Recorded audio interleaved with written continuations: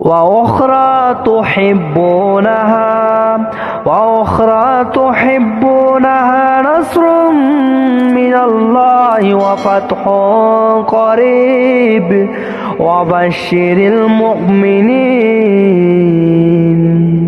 السلام عليكم ورحمة الله وبركاته. الحمد لله رب العالمين، نحمده ونصلي على رسوله الكريم، أما بعد، فأعوذ بالله من الشيطان الرجيم. بسم الله الرحمن الرحيم. وأخرى تحبونها نصر من الله وفتح قريب وبشر المؤمنين. ইমাম মাহমুদ হাবিবুল্লাহ 2017 সাল থেকেই আমাদের সতর্ক করে আসতেছিল যে ভারতীয় মুশরিকরা এই বাংলা ভূখণ্ডে আক্রমণ করবে, এবং উনি এই বিষয়ের উপর বেশ কিছু হাদিস পেশ করেছিল। আলহামদুলিল্লাহ। তো একটা বিষয় আমাদের জানার দরকার যে আসলে কেন, কি কারণে এই ভারতীয় মুশরিকরা আমাদের উপর আক্রমণ করবে।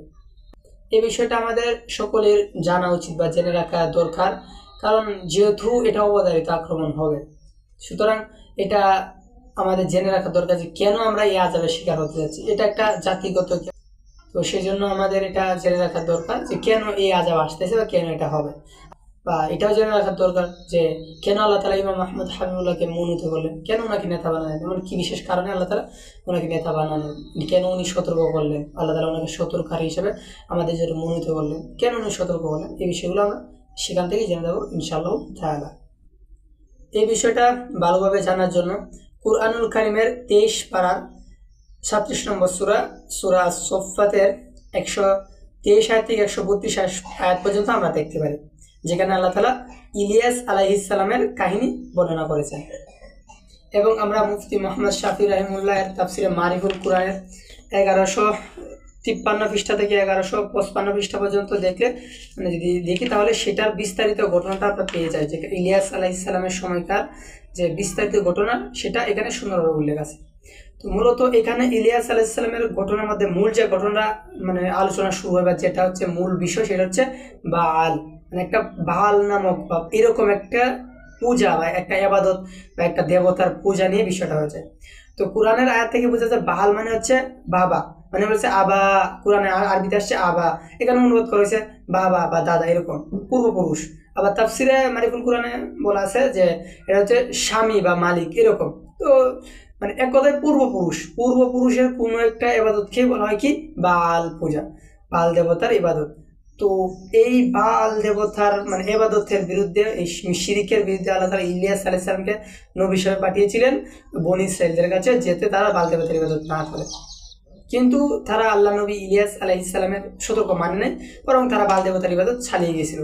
এবং এই বাল দেবতার ইবাদতের মানে সবথেকে বড় যে বলিষ্ঠ ব্যক্তিত্ব ছিল, তিনি ছিলেন একজন নারী, যার নাম ছিল রানী ইজবির। তাফসিরে তার নাম ইজবির আসছে, মানে তার স্বামী ছিল রাজা আকিয়াব। তো তার মাধ্যমেই সে কি করছিল, মানে প্রভাব প্রতিপত্তি ক্ষমতার মাধ্যমেই সে, মানে এক কথায় তার ক্ষমতা ছিল, সেই ক্ষমতার বলে এই বাল দেবতার ইবাদতকে মানে প্রচার প্রসারিত করছিল। আর যখন আল্লাহ নবী ইলিয়াস আলাইহিস সালাম এসে তাদের মধ্যে এটার বিরুদ্ধে দাওয়াত দিলেন, এটা শিরিক উপস্থাপন করলেন এবং তাদেরকে কি করলেন, এটা থেকে ফিরিয়ে নিতে চাইলেন, তাওহীদের দিকে আসতে আহ্বান করলেন, তখন তারা ইলিয়াস আলাইহিস সালামের বিরুদ্ধে ষড়যন্ত্র করলো। এখানে অনেক লম্বা কাহিনী, অনেক ষড়যন্ত্র হয়েছে, অনেক কিছু হয়েছে, উনি দেশ মানে স্থানও ত্যাগ করেছেন। তো এটা আপনার তাফসিরে মারিফুল কোরআনের এই 1153 থেকে 1155 পৃষ্ঠা পর্যন্ত পড়লেই আপনারা বিষয়টা বুঝতে পারবেন, আর অন্য জায়গা থেকে জেনে নিতে পারেন। তো এখানে ইলিয়াস আলাইহিস সালাম যখন তাদেরকে সতর্ক করেছিলেন, তখন সতর্ক করার কারণে তারা নবী ইলিয়াস আলাইহিস সালামের কি সতর্কতা মানে নাই। তো না মানার কারণে বা তারা এই বাল দেবতার ইবাদত করার কারণে, পূর্বপুরুষের ইবাদত করার কারণে, বাপ অথবা দাদা অথবা স্বামী মালিক কারো একটা ইবাদত করার কারণে তাদের উপর 3টা আযাব এসেছিল। তাফসিরে মারিফুল কোরআনে 3টা আযাবের কথা আছে, তাদের উপর 3টা আযাব এসেছিল। সেই আযাবগুলো হচ্ছে 1 মহামারী, 2 দুর্ভিক্ষ, আর 3 হচ্ছে বহিরাগত বা বৈদেশিক শত্রু আক্রমণ। বহিরাগত মানে বাহির দেশ থেকে কোনো শত্রু এসে তাদের উপর আক্রমণ করেছে। এই 3টা আযাব এসেছিল হচ্ছে বাল দেবতার বা পূর্বপুরুষের পিতা বা দাদা অথবা স্বামী বা মালিক এরকম কারো ইবাদত করার কারণে, হচ্ছে কি মূর্তি পূজা করার কারণে তাদের উপর এই 3টা আযাব এসেছিল। আযাব হচ্ছে 1 নম্বর মহামারী, 2 নম্বর হচ্ছে দুর্ভিক্ষ, 3 নাম্বার হচ্ছে বহিরাগত, বাহিরের দেশ থেকে বৈদেশিক শত্রু আক্রমণ করেছিল।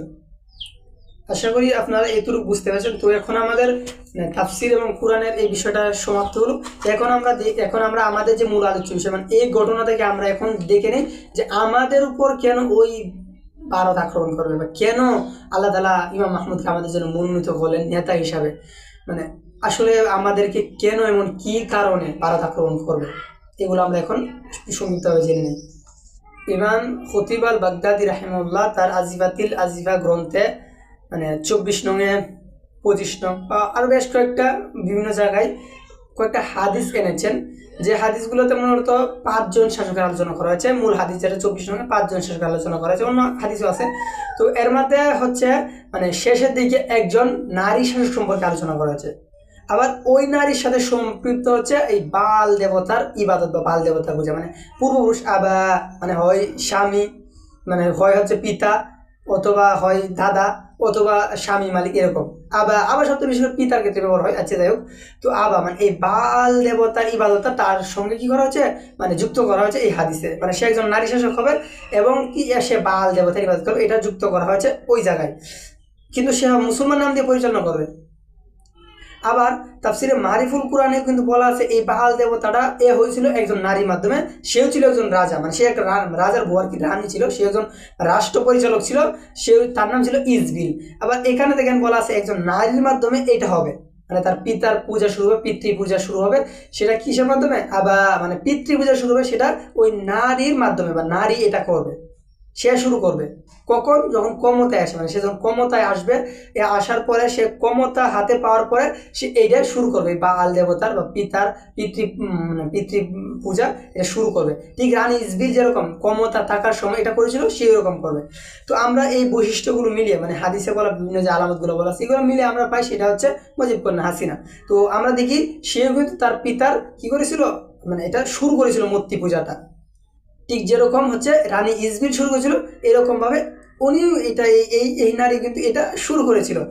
দেখেন ওইখানেও একজন শাসক, নারী শাসক, সে কি করেছিল বাল দেবতার ইবাদত করেছিল, এবং সেই বাল দেবতার ইবাদত করার কারণে তাদের কাছে 3টা আযাব এসেছিল, আমি আগেই বলেছি। আবার দেখে এখানেও কি হচ্ছে একজন নারী শাসক, সেও বাল দেবতার পূজা করছে। তার মানে ওই ধারাবাহিকতা, মানে অতীতে যা হয়েছে, কোরআন শুধু আমাদের জন্য যে মানে কোনো কিছু সাধারণ ঘরে ফালায় রাখা জিনিস না, ওইটা মানে অতীতে যা সেটা আমাদের জন্য শিক্ষা, ভবিষ্যতেও ঘটবে। তো দেখেন অতীতে বাল দেবতার কারণে 3টি এসেছে, তার মানে এখনো যেহেতু বাল দেবতার মানে ইবাদত হয়েছে, এগুলো হচ্ছে, তাহলে কি হবে 3টা আযাব আসবে। অতীতে যেমন 3টা আযাব এসেছিল, এখনো আসবে। আর আযাবগুলো কি? তাফসীরে মারিফুল কোরআনে বলা আছে 1 মহামারী, 2 দুর্ভিক্ষ, 3 হচ্ছে কি বহিরাগত শত্রু আক্রমণ করবে। তো দেখেন এইগুলা বাস্তবতার সাথে কত সূক্ষ্মভাবে মানে মিলে গেছে। এখন আপনাদের সংক্ষিপ্তভাবে দেখাই যে এইগুলা বাস্তবতার সাথে কত সূক্ষ্ম থেকে সূক্ষ্মভাবে মিলে যাচ্ছে। দেখেন 1 নাম্বার মানে কি মহামারী 2019 সাল থেকে ওহান প্রদেশ থেকে চীনের ওই করোনা ভাইরাস শুরু হয়। ওই এখান থেকে কি হয় মানে আস্তে আস্তে গোটা পৃথিবীতে বিস্তার করে, মানে এই বাল দেবতার পূজা শুধু বাংলাদেশে হচ্ছে তা না, গোটা পৃথিবীতেই আছে, গোটা পৃথিবীতেই কিন্তু হচ্ছে, শুধু বাংলাদেশে তা না। আর আযাব আসলে শুধু এক জায়গায় আসে না, গোটা পৃথিবী জুড়েই আসে। আযাব আসলে তৃতীয় বিশ্বযুদ্ধ হবে, সেটা শুধু ভারতীয় উপমহাদেশ হবে না, গোটা পৃথিবীতে মানে গাজওয়াতুল হিন্দ হবে, এটা শুধু ভারতীয় উপমহাদেশ সীমাবদ্ধ থাকবে না, এটা বিস্তৃত হতে গোটা পৃথিবীতে করবে, এমনকি তৃতীয় বিশ্বযুদ্ধ ঘটাবে এই যুদ্ধটা। তো আযাব আসলে শুধু এক জায়গায় আসবে না, পৃথিবী নিয়ে আসবে। তো দেন করোনা মহামারী আসছে না, একবারে গোটা পৃথিবীটা নাড়ায় দিছে, মানে স্তব্ধ করে দিয়েছিল করোনা ভাইরাস। মহামারী এরকম ছিল যে একবার স্তব্ধ করে দিয়েছিল। এরপর দেখেন বলা আছে দুর্ভিক্ষ। মূল কথা দেখেন করোনা ভাইরাসের যে ধাক্কা লাগছে অর্থনীতিতে, তো দুর্ভিক্ষ কিরকম গেছে আপনারা অনেকে বুঝছেন, যাদের বোঝার কথা। তারপরেও বিশেষ করে বাংলাদেশে দেখেন দুর্নীতি, ওই শাসন আমলে দুর্নীতি, মানে দুর্ভিক্ষের একটা মূল কারণ থেকে দুর্ভিক্ষের একটা মূল কারণ থেকে দুর্নীতি। তো এই দুর্নীতির কারণে দুর্ভিক্ষ উচ্চ মাত্রার গিয়ে পৌঁছেছে। তো দুর্ভিক্ষ একটা গিয়েছে, শক্ত দুর্ভিক্ষ গিয়েছে, বাংলাদেশের মানুষ হায়ারে টের পেয়েছে দুর্ভিক্ষটা, পৃথিবীর মানুষই টের পেয়েছে দুর্ভিক্ষটা কী হয়েছে। এক নাম্বার মানে এক হচ্ছে করোনা ভাইরাসে তো একবারে অর্থনীতি দশ নামায় দিছে, আর দ্বিতীয়ত চলছে দুর্নীতি, এইগুলোর কারণে চলছে উচ্চমাত্রার দুর্ভিক্ষ।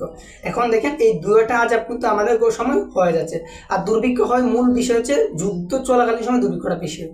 ফিলিস্তিনিদের তাকে এদিকে দুর্ভিক্ষ লেগে গেছে, কারণ এখন যুদ্ধ চলতেছে। তো সব বড় দুর্ভিক্ষ হয় যুদ্ধ চলাকালীন সময়। তো এখন যেটা হয়েছে এটা বেশ সাধারণ একটা দুর্ভিক্ষ, তবে যদি যুদ্ধ শুরু হওয়ার পরে দুর্ভিক্ষটা আরো ব্যাপক হারে বাড়বে।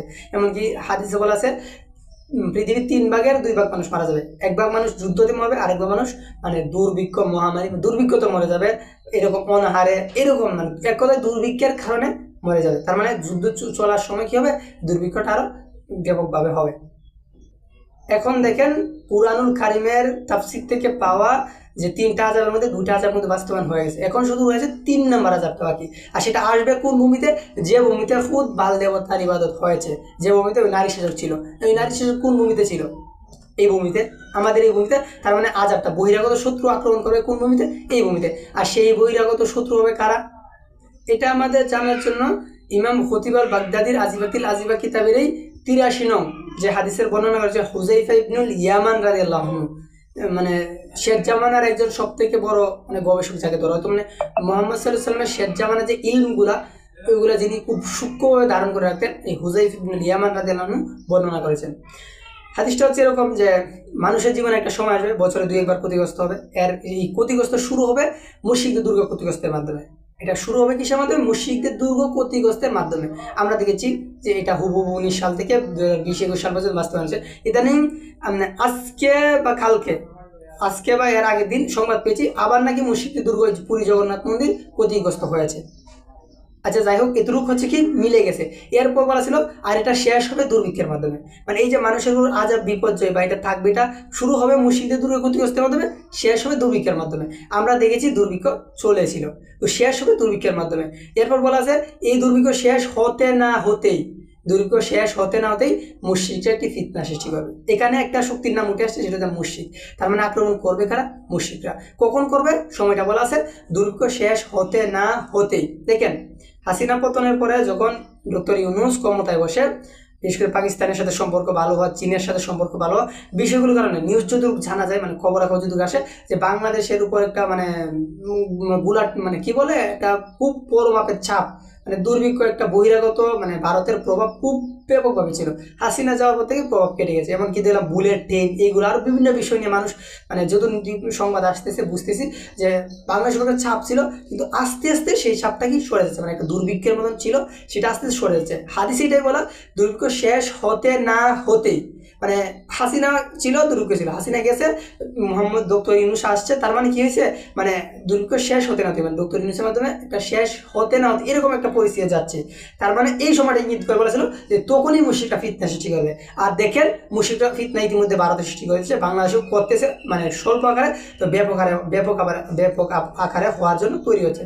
অস্ত্র ঢুকানো বিভিন্ন বিষয় আমরা তো জানি, এগুলা যারা জানার কথা অবশ্যই তারা জানে যে তারা সব কিছু তৈরি হয়ে আছে, মানে তারা একটা ধামাকা সৃষ্টি করে দিবে। ওইটা কি হাদিসে বলা হয়েছে বিশৃঙ্খলা সৃষ্টি করে দিবে, উচ্চমাত্রা, শুধু সাধারণ না, উচ্চমাত্রা বিশৃঙ্খলা। এখান থেকে আরেকটা বিষয় প্রতীয়মান হয়, এটা হচ্ছে কুরআনুল কারীমের তাফসীর থেকে আমরা 3টা আযাবের কথা পেয়েছিলাম। একটা হচ্ছে মহামারী, আর এরপর হচ্ছে দুর্ভিক্ষ। কারণ এই হাদিসেও হুযাইফা রাদিয়াল্লাহু আনহু হাদিসেও কি দুর্ভিক্ষের কথাটা স্পষ্টভাবে উঠে আসছে।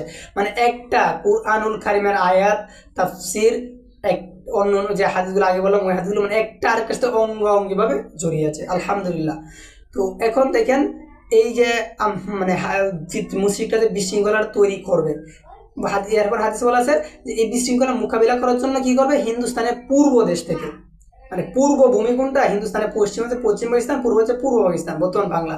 তো এই ভূমি থেকে, মানে দেখেন আমি আগে বলেছিলাম যে মুশরিকরা আক্রমণ করবে কোন ভূমি, এই বাংলা ভূমি, কেননা নারী শাসক এই ভূমিতে ছিল এবং বাল দেবতার পূজা এই ভূমিতেই সবচেয়ে বেশি হয়েছে। তার মানে এই ভূমিতেই আক্রমণ করবে। আর এখানেও বলা আছে হিন্দের পূর্ব ভূমি থেকে মানে একটা দল বের হবে, তো মুশরিকরা তাদের কুরবানি ঈদের গরুর মতন করে কুরবানি করবে। এখান থেকে একটা বিষয় প্রতীয়মান হয়, ইমাম বুখারী রাহিমাহুল্লাহ, শেখ ইমাম নুআইম বিন হাম্মাদ রাহিমাহুল্লাহ, উনি ওনার কিতাবুল ফিতানের এই 653 নম্বর হাদিসে যে হাদিসটা আছে কাসির ইবনে মুররা থেকে, যে মানে ফিতনার সূচনা হবে এই রমজান মাস থেকে, মারাত্মকগুলো যাবে শাওয়াল মাসে, এবং মানে এক শহরের পর অন্য শহরে এক শহর অন্য শহরে হামলে হবে জিলকদ মাস আসলে, মানে চূড়ান্ত লড়াই শুরু হয়ে যাবে জিলহজ মাসে।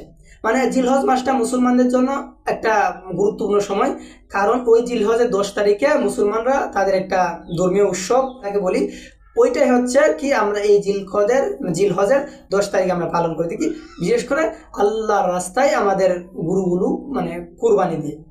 তো আমাদের জন্য এটা যেমন আনন্দের কারণ, ঠিক মুশরিকদের জন্য এটা সব থেকে বড় ব্যথার কারণ, কেননা তাদের গোমাতা আর গোপিতা যাই বলা হয় ওইগুলোকে আমরা ধরে বেঁধে খুব সুন্দর করে জবাই করি, আল্লাহর জন্য জবাই করি, এবং এগুলোর এ করে গোস্তগুলো আমরা খুব মানে স্বাদ নিয়ে খাই।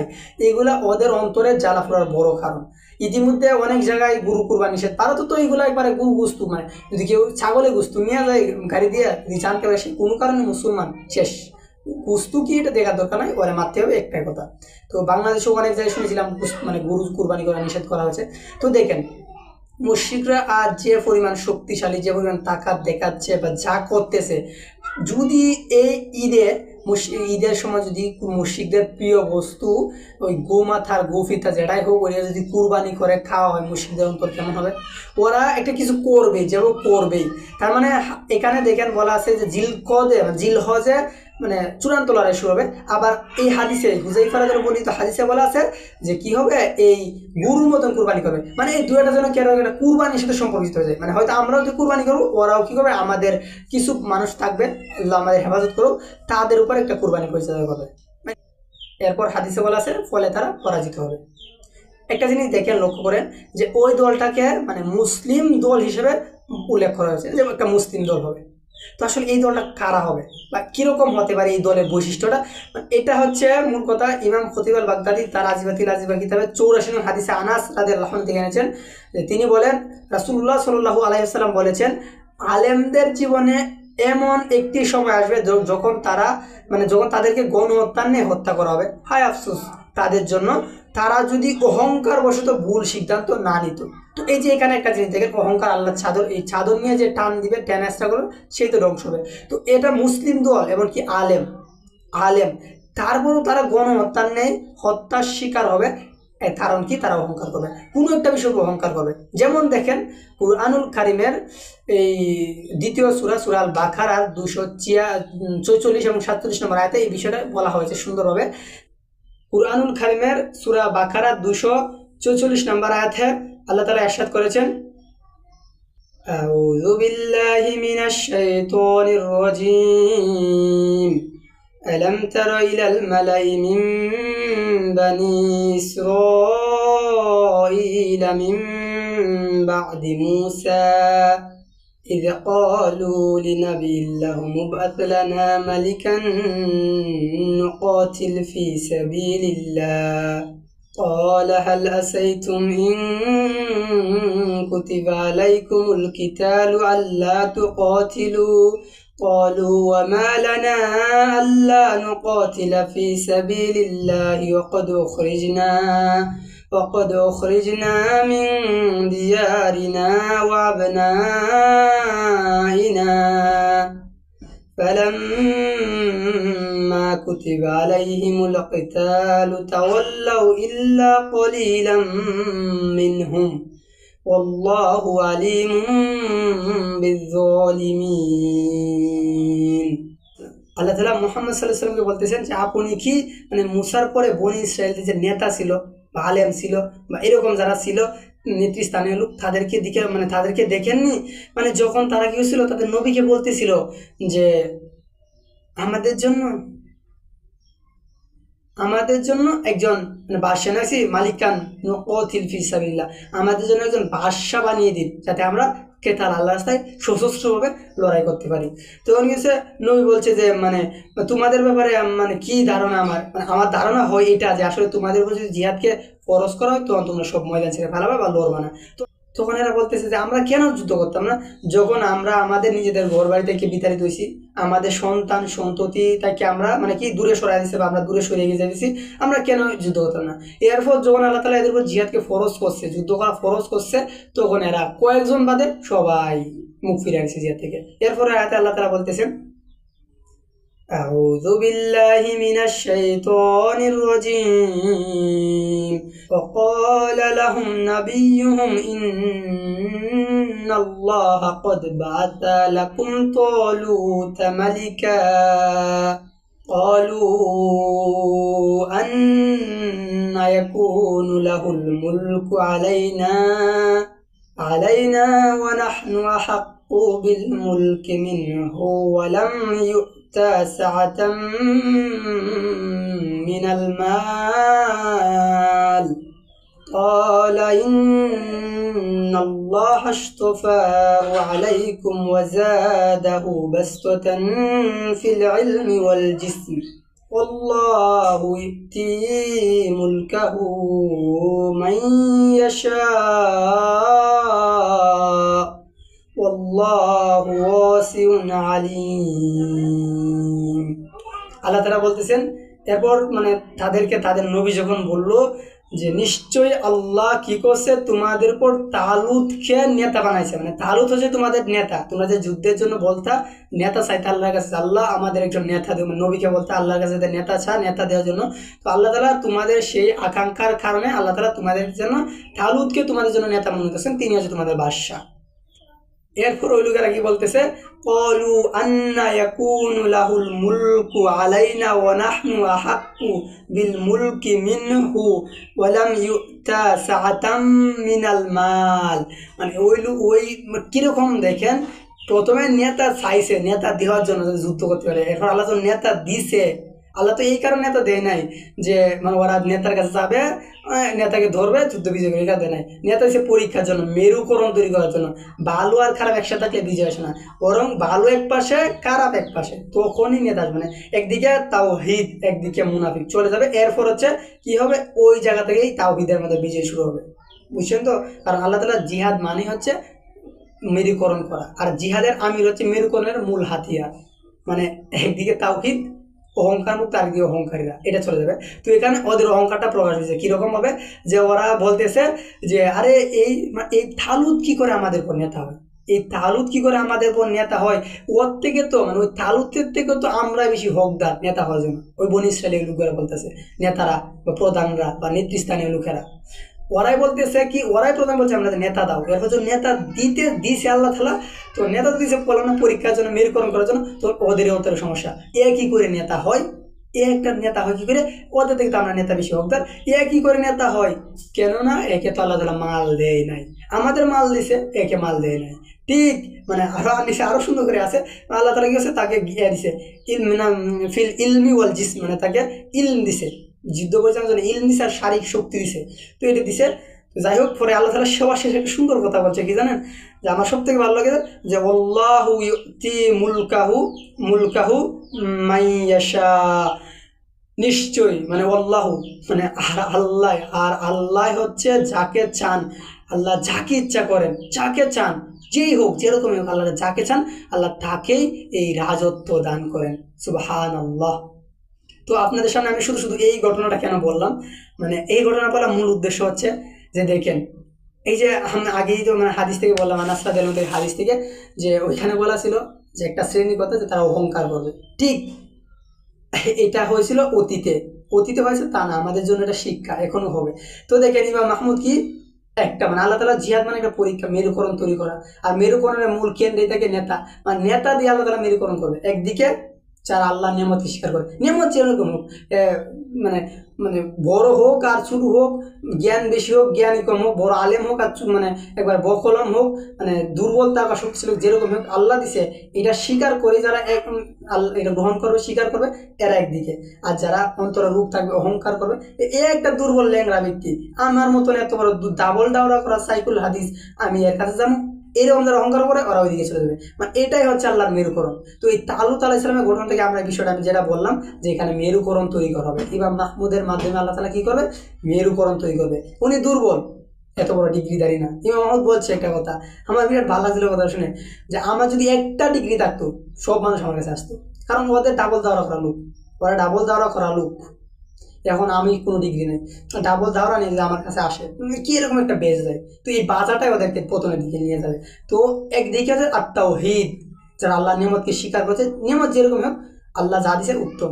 আর আল্লাহ বলা, আর শেষ আরেকটা বলছিলাম যে আল্লাহ যাকে চান তাকে রাজত্ব দান করেন, সে যেই হোক, দুর্বল হোক, ল্যাংরা হোক, আর লুলা হোক, যেরকম হোক, আল্লাহ তাকেই রাজত্ব দান করেন। এটা আল্লাহ, মানে এটাই হচ্ছে কোরআন, এটাই যে আল্লাহ তাআলা যাকে ইচ্ছা রাজত্ব দান করবেন, আল্লাহ যাকে ইচ্ছা রাজত্ব দান করবেন। তো যারা আল্লাহর এই ইচ্ছাটার মাধ্যমে নিজেকে বিলিয়ে দিবে ইনশাল্লাহ, তারাই এই যে জায়গায় থাকবে, যাদের মধ্যে আল্লাহ তাআলা বিজয় দান করবে।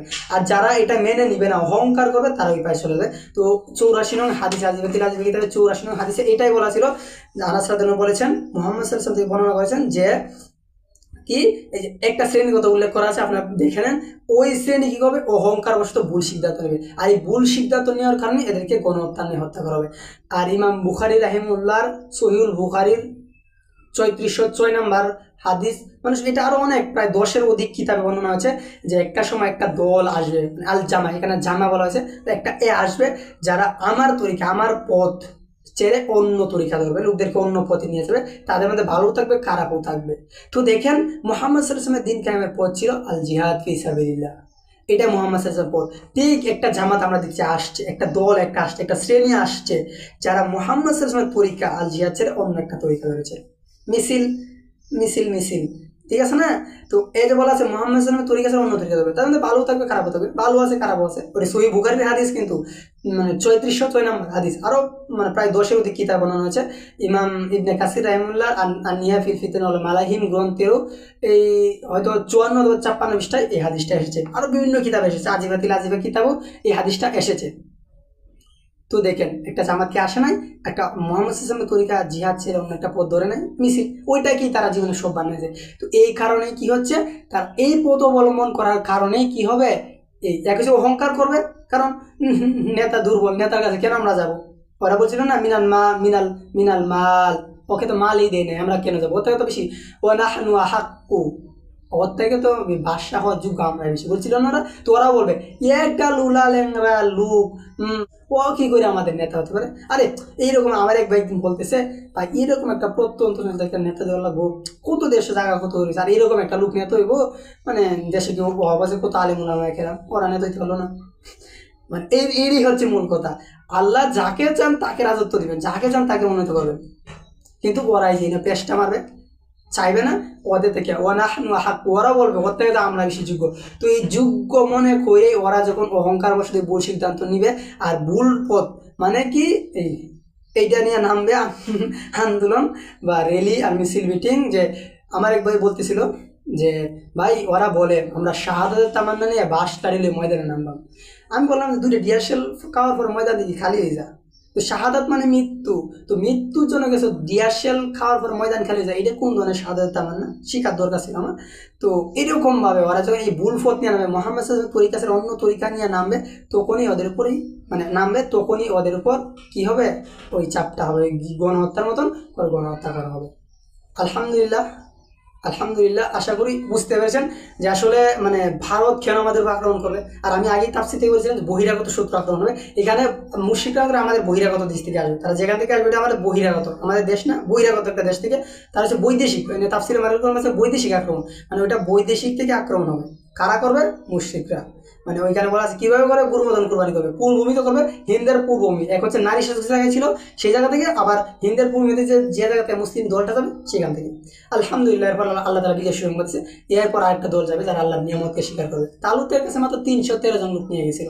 আল্লাহ তাআলার নবী দাউদেই জালুতকে একবারে খায়া দিছে একটা ডিল দিয়া। তো এত লোক লাগে না যে ইমাম মাহমুদ তো দুর্বল, হ্যাঁ কি করে যুদ্ধ করবে?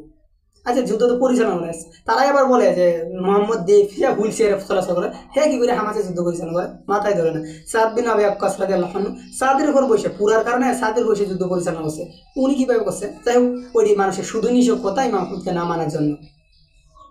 একটা জিনিস মনে রাখবেন ভাইরা, ইতিহাস বারবার পুনরাবৃত্তি হয়। বনি ইসরায়েলদের ওই জিহাদের জন্য আল্লাহ তাআলা যে নেতাকে মনোনীত করেছিলেন তালুতকে, ঠিক তার বাহিনীতে যেরকম দাউদ ছিল না, যে জালুতকে খাইছিল।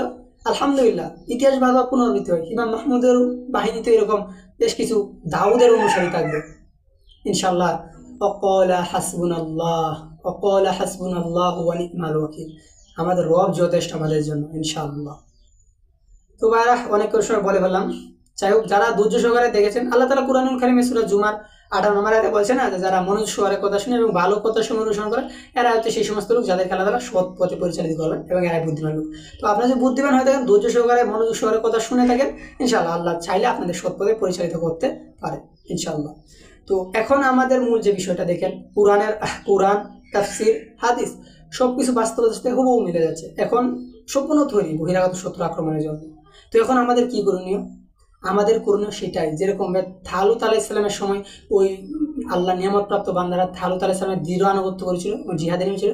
আমাদের উচিত এখন যিনি আল্লাহ তাআলা ওই সময় জিহাদের আমির হিসেবে তালুতকে মনোনীত করেছিল, এখন আমাদের জন্য মনোনীত করেছে ইমাম মাহমুদ হাবিবুল্লাহকে। তো এখন আমরা যদি সত্যি নিয়ামত পেতে চাই, তালুত আলাইহিস সালাম এবং তার বাহিনী যেরকম বিজয় এনেছিল, ঠিক আমরা যদি এরকম বিজয় আনতে চাই, আমাদের উচিত হবে ওরা যেমন তালুত আলাইহিস সালামকে মেনেছিল, আমাদের জন্য এখন হচ্ছে এটা উদাহরণ আমাদের জন্য যে ইমাম মাহমুদকে মেনে নেয়। এটার মাধ্যমে আমাদের বিজয় আসবে, কল্যাণ হবে। আর ইমাম মাহমুদ দিনের আলো যেমন সত্য, এরকম সত্য ইনশাল্লাহ। খুব তাড়াতাড়ি শীতের সকালের মানে উদিত হওয়া সূর্য যেটা শীতলতা ভাবকে দূর করে দিয়ে উদিত হয়, ইনশাল্লাহ ইমাম মাহমুদের খুব তাড়াতাড়ি সত্য এমনভাবে প্রকাশিত হবে যে গোটা হিন্দুস্তানকে ন্যায় হিসেবে গড়ে দেবে। তো আমাদের জন্য এখন বিজয়, সাফল্য, নিজের সাফল্য, দুনিয়ার সাফল্য, ইমারাত, খিলাফা, আখিরাতের সাফল্য, দাখিলুল জান্নাত, সবকিছু এখন আমাদের একটাই, ইমাম মাহমুদকে মেনে নেওয়া। এটা আমাদের বিজয় দিন ইনশাল্লাহ। আর আমি আপনাদের সামনে একটা হাদিস বলি, যেটা মাওলানা নাসিম রাহিমাহুল্লাহ তার যে বাংলা অনুবাদ হয়েছে ইমাম মাহাদির দুস্ত বা দুশ্মন, শত্রু মিত্র, এই বইয়ের 31 পৃষ্ঠায় এসেছে যে রাসূল সাল্লাল্লাহু আলাইহি ওয়াসাল্লাম মানে একজন সাহাবী থেকে বর্ণিত, আমি রাসূল সাল্লাল্লাহু আলাইহি ওয়াসাল্লামকে বলতে শুনেছি, তিনি বলেছিলেন, হাই যদি আমার পর আমার উম্মতের অবস্থা জানা থাকতো, যখন তাদের পুরুষরা অহংকারী চালচলন করবে, তাদের নারীরা সাজসজ্জা করে চলবে। হাই যদি তাদের অবস্থা জানা থাকতো, যখন তারা দু ধরনের হয়ে যাবে, এক, যারা নিজেদের গর্দান জিহাদে বিছিয়ে দিবে, দুই, সেসব লোক যারা গায়রুল্লাহর জন্য আমল করবে। তো ভাইরা আমার দেখেন, এখানে যা বলা ছিল হাদিসে, পুরুষদের অহংকারী, নারীদের শ্বাস ঘুষ, ওইটা মিলে গেছে। এরপর বলা আছে দুই ধরনের লোক থাকবে, এক মুজাহিদ, যারা জিহাদের জন্য নিজেদেরকে গর্দান বিছিয়ে দিবে, আর দুই হচ্ছে যারা গায়রুল্লাহ, ক্ষমতার জন্য লড়বে। গায়রুল্লাহ মানে বুঝেনি তো, যেগুলো হইতেছে তো ওইগুলো করবে। কালেমার পতাকা নিয়ে যাবে না, জাতীয়তাদের পতাকা নিয়ে, কালেমার পতাকা নিলে আব্বু মাইন করবে। তো এই জন্য একটা হচ্ছে এরকম হচ্ছে, আরেকটা দল, দুই ভাগ বলছে না, আরেক দল যারা জিহাদের জন্য নিজের গর্দান বিছিয়ে দিচ্ছে। তো আপনারা এখন দেখেন ভাগ আপনার সঙ্গে হয়ে আছে, গায়রুল্লাহ করতে পারেন, জিহাদ করে বাঁচতে চাই, বাঁচেন ওইভাবে। আরেকটা হচ্ছে নিজের গর্দানকে বিছিয়ে দেন, ওইটা দুটাই আপনাদের সামনে আছে। তো এখন আপনারা দেখেন কোন ভাগে নেবেন। যদি গায়রুল্লাহ দিকে ওইটার দিকে 2 নম্বর শাখা যেতে চান, যান, আপনাদের অনেক কতগুলা, কত দল, কত মত চাইতে পারেন। আর যদি বলেন যে না ওইটা করতে চান, আসেন ইমাম মাহমুদ হাবিবুল্লাহর কাছে, যিনি তালুতের মতন একজন মনোনীত হবে জিহাদের জন্য। আসেন, যেরকম তালুত আলাইহিস সালামকে আল্লাহ তাআলা সম্মান দিয়েছিল, ঠিক ইমাম মাহমুদকে আল্লাহ তাআলা সম্মান দিবে। তালুতের বাহিনী যেরকম সম্মান পেয়েছিল, ইমাম মাহমুদের বাহিনী সমান হবে। আসেন, এটা আল্লাহ তাআলার নিয়ামত আমাদের জন্য, এটা আমাদের নুসরা, এটা আমাদের জন্য আল্লাহ তাআলার বড় মাপের সাহায্য। আসেন, অতীতে তো অনেক মাহমুদের কাহিনী শুনেছেন, সুলতান মাহমুদের, আইয়ুবীর, অনেক শুনেছেন, মোহাম্মদ আল ফাতের কাহিনী শুনেছেন না, ওগুলো শুনেছেন, নিজের সময় এসেছে, এখন বাস্তবায়ন করার কথা। আরে উনারা আলহামদুলিল্লাহ, আল্লাহ তাআলা ওনাদেরকে রহম করুক, জান্নাতবাসী করুক, মানে তাদের কবুল করুক, যতটুকু বড় ওনারা না, চিন্তা করেন মুহাম্মদ সাল্লাল্লাহু আলাইহি ওয়াসাল্লাম যার সম্পর্কে হাদিস বলেছেন, উনি কত বড় নেতা হবেন। তো ভাইরা, হাদিসে 2টা বলা আছে, এক আল জিহাদ, 2 গায়রুল্লাহর জন্য। দেখেন আপনারা কোনটা করবেন। একদিকে আছে আল্লাহর মনোনীত আমির ইমাম মাহমুদ হাবিবুল্লাহ, অন্যদিকে আছে হাজারো দলমত, হাজারো লোক, হয়েছে যার বললাম না, তারা অহংকার বসে ভুল সিদ্ধান্ত নেবে ওরা। এখন আপনি চিন্তা করে দেখেন কাদের কাছে আসবেন, আপনি কার কাছে আসবেন। অবশ্যই মাহমুদ হচ্ছে একটা মেরুকরণ, আর তাওহীদ মুনাফিক, মানে নিয়ামতের স্বীকৃতি আদায়কারী, অহংকারী। নিশ্চয়ই আল্লাহ তাআলা তাদেরকে বিজয় দেবেন যারা নিয়ামতের স্বীকৃতি আদায় করছে। ইমাম মাহমুদ হচ্ছে সেই লোক যার মাধ্যমে আল্লাহ তাআলা মানে করতেছে, 2টা ঘর বানিয়ে নিচ্ছে, একদিকে তাওহীদ, এখানে কোনো মুনাফিক নেই, একদিকে মুনাফিক, এখানে কোনো তাওহীদ নেই। বাবা টুকটাক থাকতে পারে, তারপর বেশ পরিষ্কার থাকবে ইনশাআল্লাহ। এবং যারা ওইটা তাওহীদকে, আল্লাহ তাআলা তাদের মাধ্যমে বিজয় দিবে। আপনি এখন চিন্তা করেন কোনটা নেবেন। 2 ভাগ 2 ধরন, 2টা ভাগ 2টা ধরন। তো এখন আপনি চিন্তা করেন আপনি কোনটা নেবেন, ঠিক আছে? আল্লাহ তাআলা আমাদের সঠিকটা বুঝে সঠিকটা সিদ্ধান্ত তৌফিক দান করুক। আমিন ইয়া রাব্বাল আলামিন।